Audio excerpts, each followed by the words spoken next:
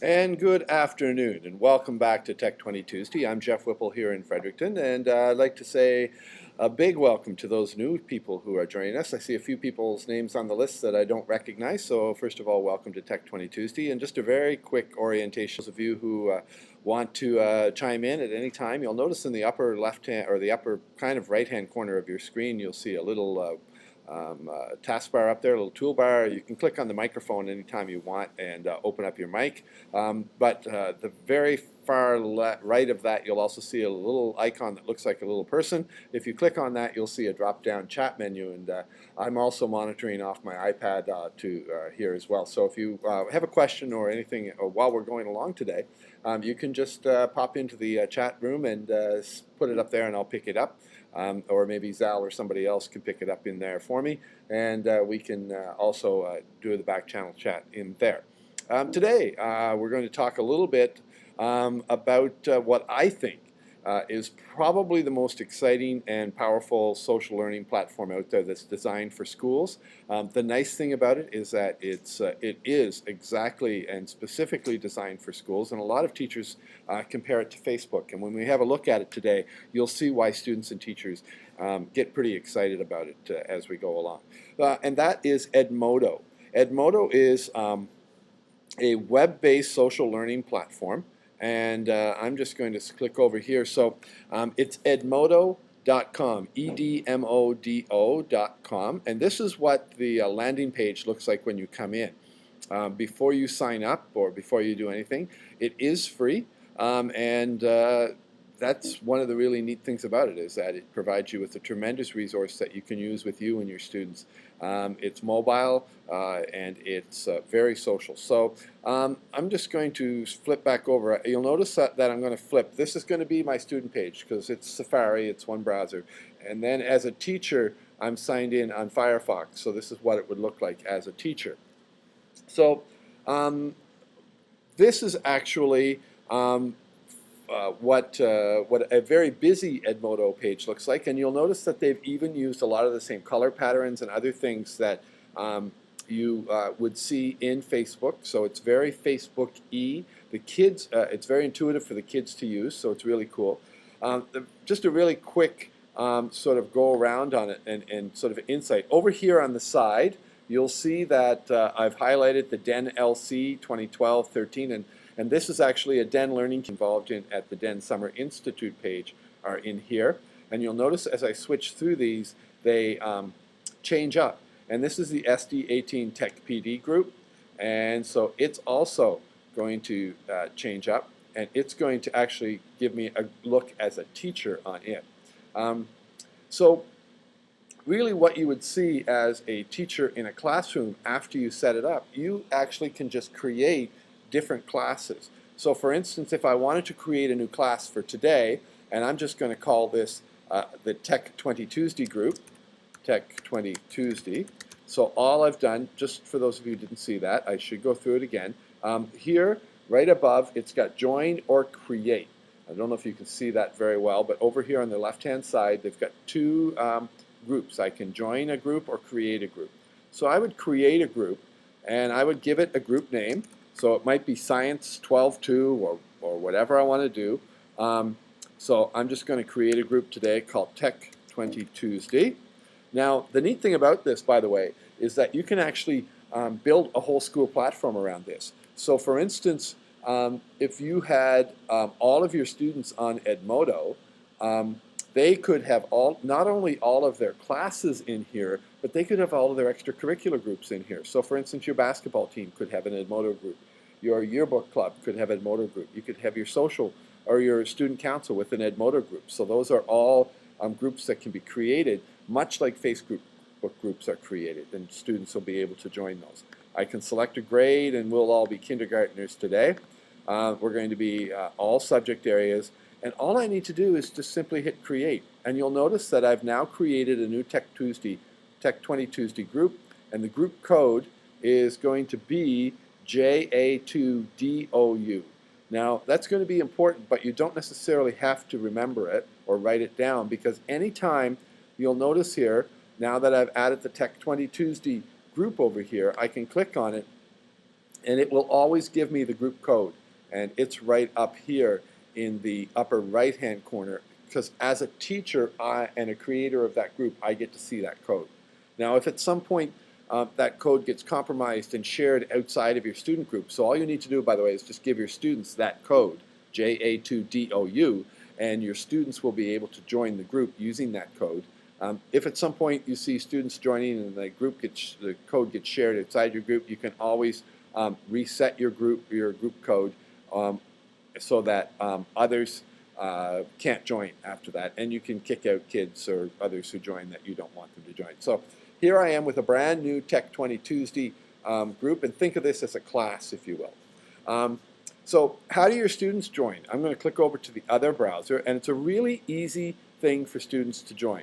So, and you'll notice as parents sign up, we're not going to talk about that today, but you can have parent groups as well. So for a student, it's a really easy join. So I'm a student. The group code, they have to have a group code to start. So I'm going to come back here and just pick up that group code, which was JA2DOU. And if you're following along at home, you can actually join into JA2DOU is the group code. My username. Now, one of the things I'm always talking to teachers about is protection of student privacy, and there are actually legislation that requires us to honor that. So what I suggest to teachers is when you're setting up usernames in Edmodo for students is to use a common way to set them up, or a common theme.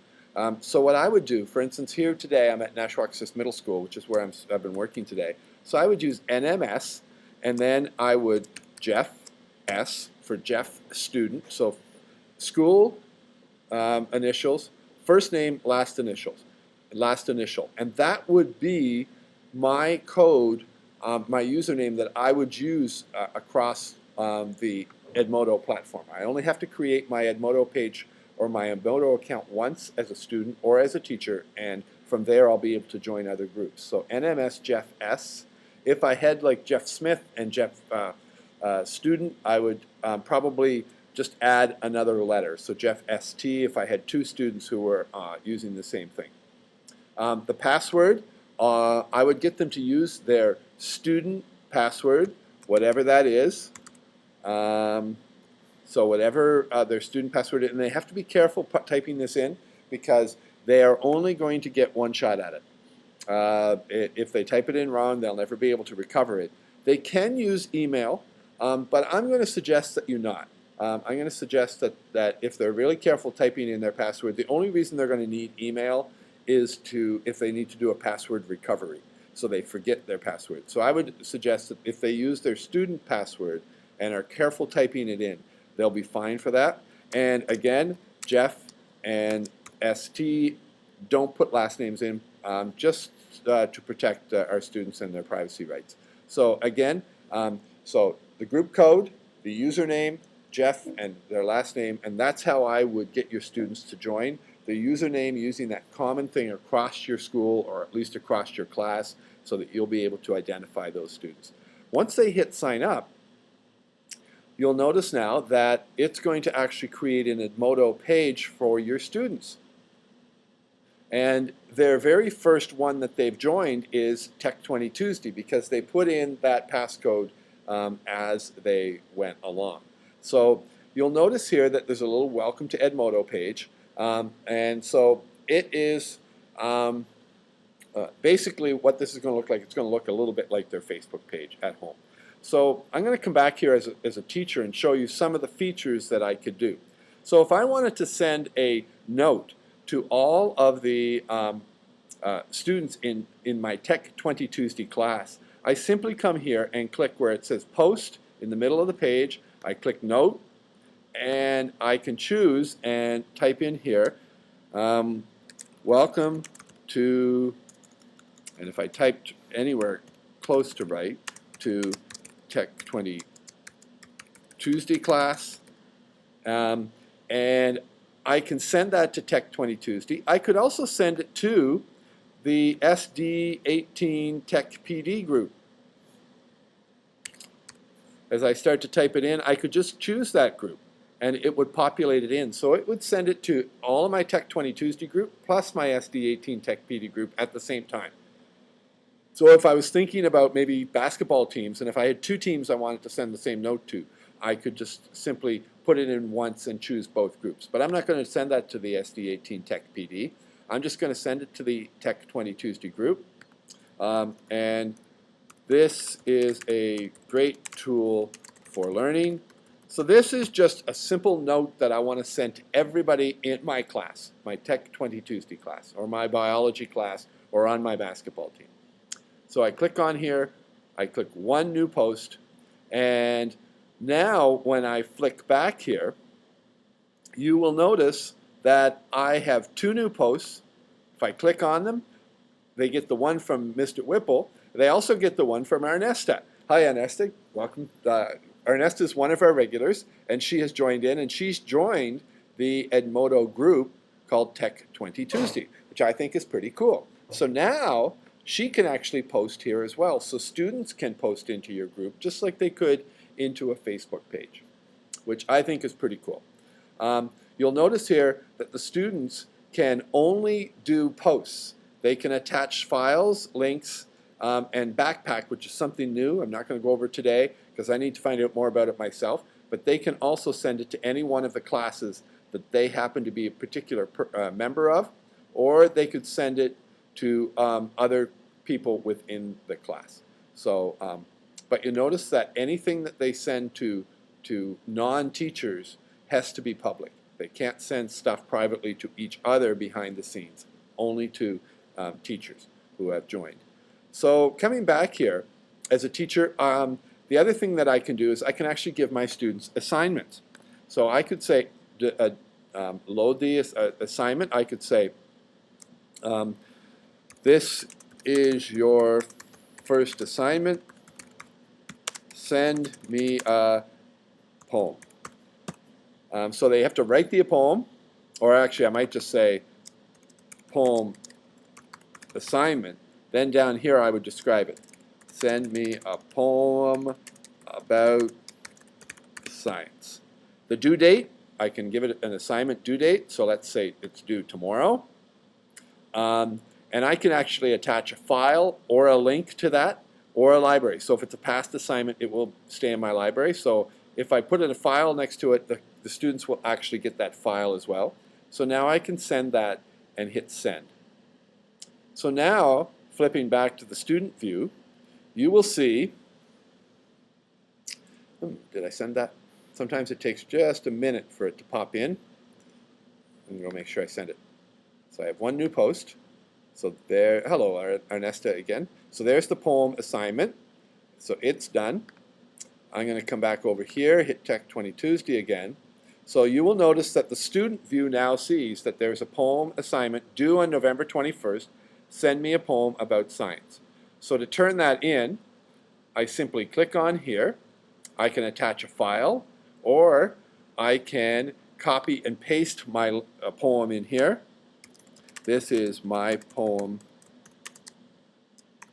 I like writing about science. So that's my poem, or I can send it as a file or a link from somewhere else. What do I think about this assignment? Awesome, like it, and the students can actually rate your assignment. I'm sure you'll all love that. Then when I turn in the assignment, so I actually have to give them a reaction. So I turn in the assignment, and now it tells me I've turned it in as a student. So when I go back to the teacher view, it tells me I have two new posts, and it tells me that I should, sometimes it takes just a second, there, I've turned in the assignment. So now as a teacher, it tells me that one person has turned it in. When I click on this, it's going to give me a list of people. So Heather and Ernesta have both joined this class, and but it tells me that only Jeff Student has turned in the assignment. So I can actually collect assignments through here. So this is a really cool way to collect and set assignments. You can also do assessments through here. And if you're interested in that, we can talk about that later, but I'm not really going to spend a whole lot of time in the assessment piece in here. today, but there is some pretty powerful assessment tools in here as well that you can actually do the assessment right inside the tool. So I'm going to come back here to my home page, and so Heather and Ernesta are still writing their poems. So the other thing I can do is we can do little quizzes. So the quizzes are really cool. So I can create a quiz. It can be a multiple choice question, or true false, short answer, or fill in the blank. So I'm going to try a true false. I love Edmodo. And the correct answer is true.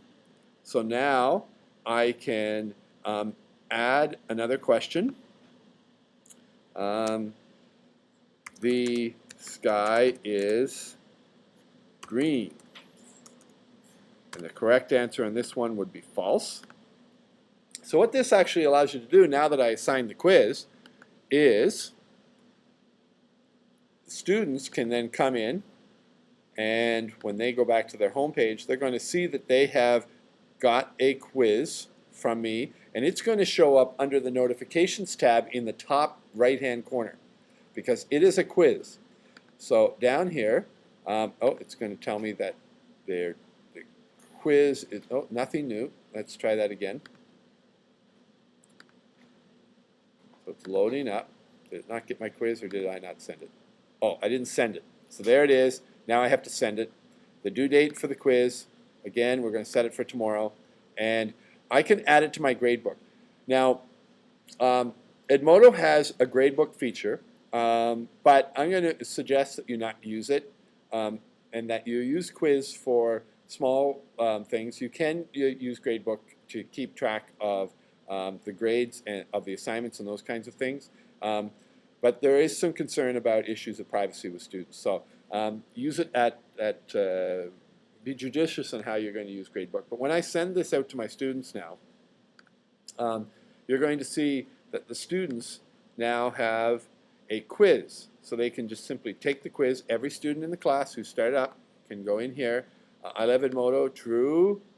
So that's question 1. So I submit that question. The sky is green, false.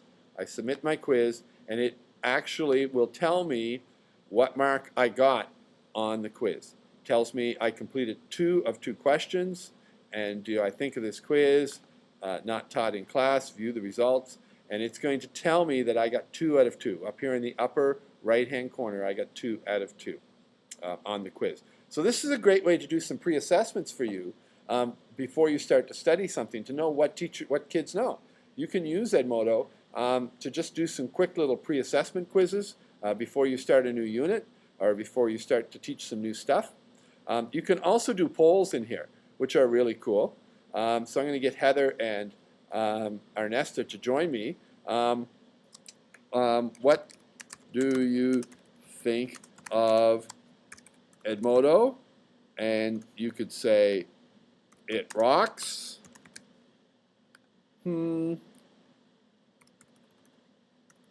It's okay. I can add an answer, and you could say, not for me. So I can then send this out to everybody in Tech20Tuesday. So then as a student, I'm going to see that. I'm back in the student view now. As a student, I'm going to see, what do you think of Edmodo? You can click it rocks, and I can vote for it. I'll get Heather and Ernesta to vote as well, and you'll see it change as they vote. So we now have 3 votes, and so you could do little quizzes about, again, to do some pre-assessment before your classes begin a new unit, or just anything you're talking about in class. So you could do all kinds of neat stuff, and those surveys, by the way, those polls are anonymous. So kids and you don't actually see the results of who said what about that. So that's kind of cool. So you can just do up these cute little polls and those kinds of things. There's a whole bunch of other stuff in here, and I wish I had time to go through it.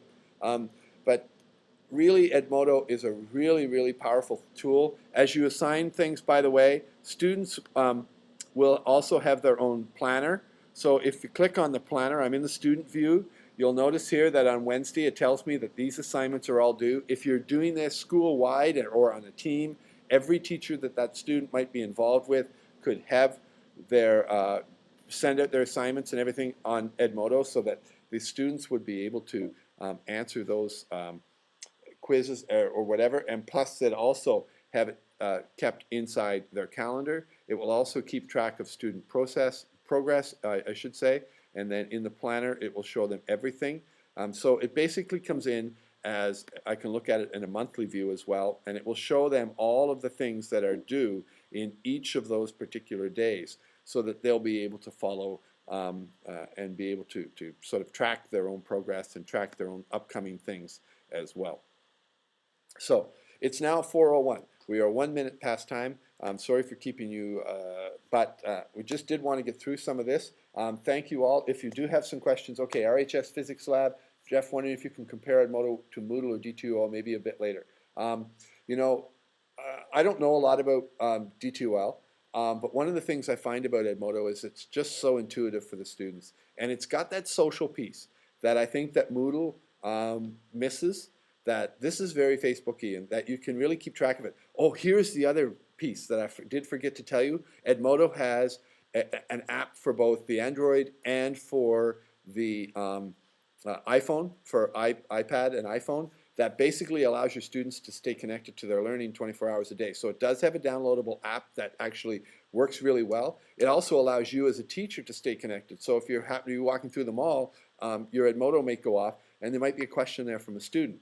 Or, and I know that kind of freaks out some teachers, but it does have an app, and I think turning it mobile really changes the whole game for students in that they can have access to their learning and their learning platform 24 hours a day, 365 days a year, regardless of where they are, through their phone, through their pad, or through their computer. So the app is really a big piece of this for me. Thank you all for joining me. If you do have any questions about Edmodo, talk to one of your local technology mentors. Yes, is there somewhere to put many documents as a library? Yes, there is a library. Somebody just added that question. So if you come in here as into the folders, now I'm going to have to find this again because there is a library. Yes, right up here in the top left right-hand corner. They've changed things around to me. If I click on the library, I can actually come in here and add content to the library. So it will actually keep stuff in here. The other thing that I think somebody was asking about is that if I come back to the teacher page, if I come to the Densey 2012, you will notice over here on the left hand or the right hand side as I scroll down on this page, it is, oh, what's going on here now? There is a library, and they've changed things around to me. I gotta find it. There's the folders right there. So this will allow me to put content in here as a content management system, just like you would on a wiki. So as a teacher, I can put stuff in here, create folders. So this is the Densey 2012 folder, so students can look at it. There's lots of content in here. They can also go back to folders. They can open the, so this would be maybe different units or different pieces of content, different folders that you would want, just like you would put it into a wiki. Is it possible to embed videos and 2.0 stuff like Prezi or Synchronize? You can only post links. It won't embed directly in here. So it is possible to put in those content, but it only shows as links. It won't embed within Edmodo, as far as I know. But you know what? This is changing all the time. The other neat thing is that they've just created or just synced up with the Common Sense Media to create a digital citizenship program as well. So it's all going to be integrated within Edmodo as well, all of Common Sense Media's stuff. So that's really cool as well. So it's 4:05. We're way past time. Sorry about that, but I really do get excited about Edmodo. I think it's probably the most powerful learning platform that I've seen out there that's available for teachers and students to use. The mobility of it, there's all kinds of other things. There are some questions in the chat, thanks Heather, and I did get those questions. If you do have any other questions, find a technology mentor in your district or in your local ed center and poke their brain for that. If you're here in Fredericton, I'd certainly be willing to sit down and talk about Edmodo further because we're only starting to scratch the surface of the kinds of things. for the students, it's really intuitive, and it's the kind of always on-demand learning that they need. No problem. Thank you, Liz MK and Richard, and hopefully I'll be able to see you guys, and we'll talk to you guys next week. Next week we're going to look at the virtual classrooms, by the way, that are available on the portal, and that's another great tool that are available for teachers and students for collaborative learning. See you all again next week. Thank you for tuning in to Tech 20 Tuesday, and have a great evening, everybody.